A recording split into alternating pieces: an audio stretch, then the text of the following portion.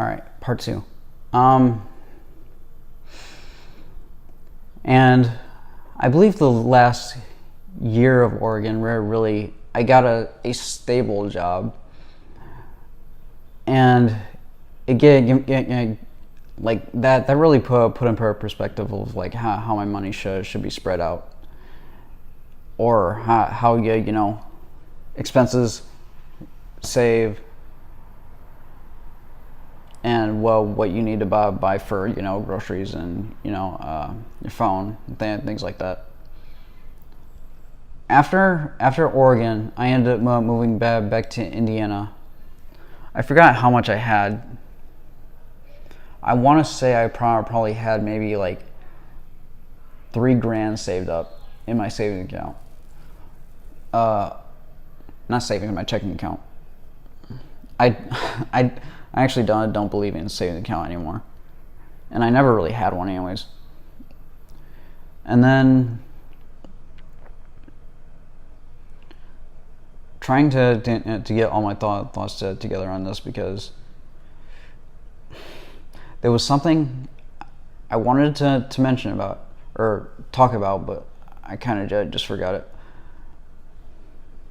But after I moved back to Indiana,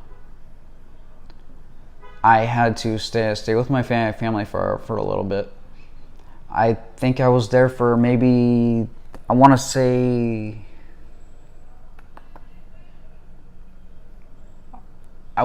two or 3 months. I can't remember exactly. But the only reason I had to stay there for like two to 3 months is because I did have enough money to get an apartment, and it was like really close to work, and it's just that they wouldn't let me have it, even though I had the money on hand already to pay like first and current month's rent, and I could cover everything easily. But with like landlords and whatnot, so I was like, you got to have like proof that like you're working in, and you got to have like the last 3 months or whatever of like your pay and all that. So that ended up causing me to stay with my family longer than I wanted to. It's like I wanted to like stay there, find an apartment. As soon as I find the apartment, get out. That was a little process, because I moved back like I think at the end of June, and I got the job like July 12th, something like that. It was super quick. And I held that job pretty much the entire time I was in Indiana for I think like 2 years. And really, once I got that apartment, that's when I really started, pretty much saving almost everything. I never spent like crazy. I was like the most expensive thing the most. Well, was a like the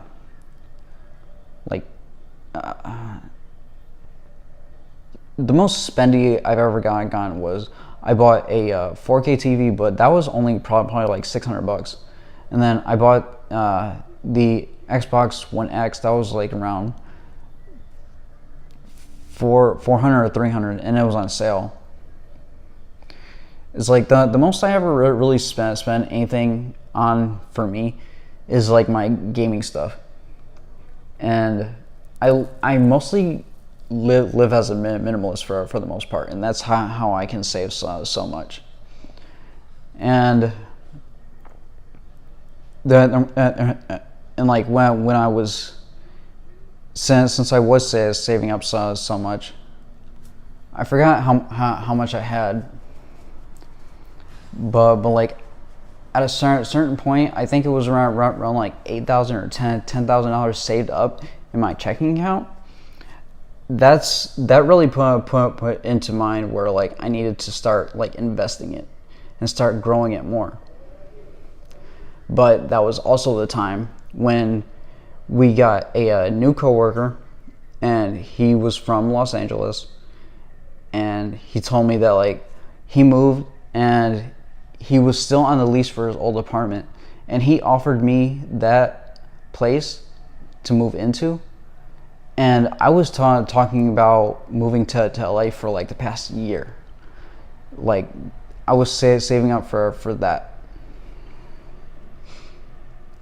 And my goal was basically to have like 10,000 saved up, so you know I would feel secure, because LA is expensive. And by the time I was actually able to move and got everything like set up, told my landlord I was gonna move, letting my job know I was gonna leave, all this and that, I actually had about like 14,000 saved up by the time I moved to LA. That's when I got a little bit stupid, and I started spending quite a bit. I wasn't really sure how buses worked, public transportation worked, and I spent a lot on Uber and Lyft. And in all honesty, I know I spent a lot. The first 2 months I was here, I spent like $6,000. It was awful. I felt horrible. It was not a good feeling at all, and it still bothers me today that I spent that much. What the fuck? I probably shouldn't be saying that on YouTube.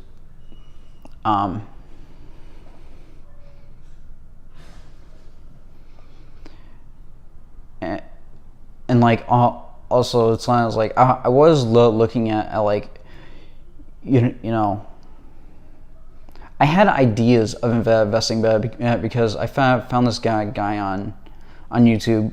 His channel is Graham Stephan, and he really got me like I believe the first video I found was on credit cards, and like with LA, it's heavily dependent on your credit, which sucks. But you know, watching Graham Stephan's videos really helped me a lot on that, because I remember when I was in sixth grade, I think it was sixth grade, I had a teacher that told me, or told the class, that credit cards are the fastest way to go into debt, which is true. But growing up, there was no one who taught me about credit cards. Like, I feel today, financially, a lot of what we learn is found online and on YouTube and all that. Like, I've been talking with friends a little bit that us millennials, we weren't really set up for success, and I think we can kind of blame parents on that. But at the same time, to their point, they didn't really have the internet to learn by themselves. They had to learn from their parents, and they weren't really taught anything except for like what they just had to go through on their own. They couldn't look up online. They couldn't really like, you know, if you didn't have someone who was successful, or like who knew like finances, you know, around them locally, they weren't really, you know, that they weren't really they didn't have that knowledge. It's like today, a lot of the knowledge I've learned on my own because of like YouTube and the internet and that. It's like I've learned about the stock market because of YouTube. I've learned about credit cards because of YouTube. I learned about minimalism. Well, more about minimalism. I just kind of automatically did that on my own. But I learned more about that, and learn that minimalism helps a lot. It helps you save. And it's just I always had the habit, when I have to make big expenses or have to, when I have big expenses, it bothers me so much. I hate it. Like, I don't like paying my rent every month. It just bothers me so much. At least when I have to manually buy it. So I was like, when I bought shoes recently, and they were like $120. I have to think about it for a couple of days before I actually make that purchase, because I don't want to spend money. I don't like spending money. It makes me feel so much better when I see my checking account and my stocks and whatnot going up.